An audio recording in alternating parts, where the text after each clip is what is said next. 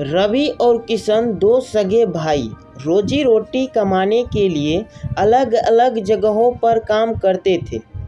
रवि शहर के एक बड़े दफ्तर में काम करते थे, जबकि किशन गांव के पास एक छोटे कारखाने में काम करते थे।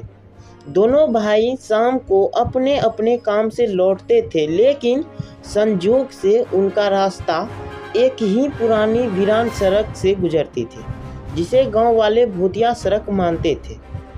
शुरू में वे दोनों भाई को इस सड़क पर कुछ अजीब महसूस नहीं होता है, लेकिन एक दिन जब वे साथ साथ उसी रास्ते से चल रहे थे, तो उन्होंने कुछ अजीब सा चीज और महसूस किया। सड़क के किनारे एक पुराना बरगद का पेड़ था, जिसके पास गुजरते वक्त अचानक तेज हो गई। हवा में काफ़ी ज़्यादा अजीब सी रोशनी फैल गई। पेड़ की डालियां हिलने लगी। दोनों ने इसे नज़रअंदाज किया और आगे बढ़ गए। वे दोनों सोचे, ये सब लगता है भ्रम है, मुझे इस जगह से आगे बढ़ना चाहिए। कुछ दूर चलते ही अचानक एक ठंडी हवा का झोंका चलने लगा।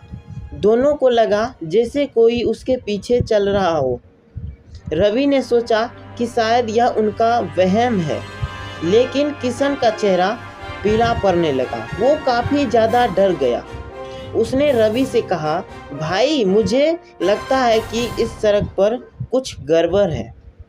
रवि ने किशन को ढांढ से बंधाया और कहा, डरने की कोई बात नहीं, हम जल्द ही घर पहुंच जाएंगे।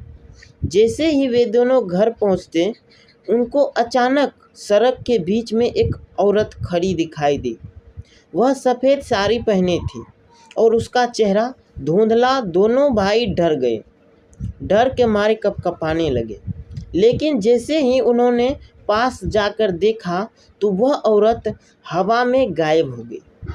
रवि और किशन तेजी से घर की ओर भागे, दरवाज़ा बंद करके बैठ गए।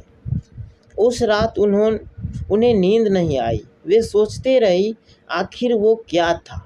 अगले दिन उन्होंने तय किया कि वे उस भूतिया सड़क से कभी नहीं जाएगा। वे दोनों अपना रास्ता बदल लेगा। यह घटना उसके जीवन में सबसे डरावनी याद बन गई और उन्होंने कभी भी किसी को नहीं बताया।